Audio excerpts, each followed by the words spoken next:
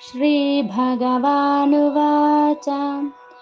कामयेष क्रोधयेष रजो गुणसमुद्भवः महाशनो महापाप्मा విద్యేనమిహ వైరిణం.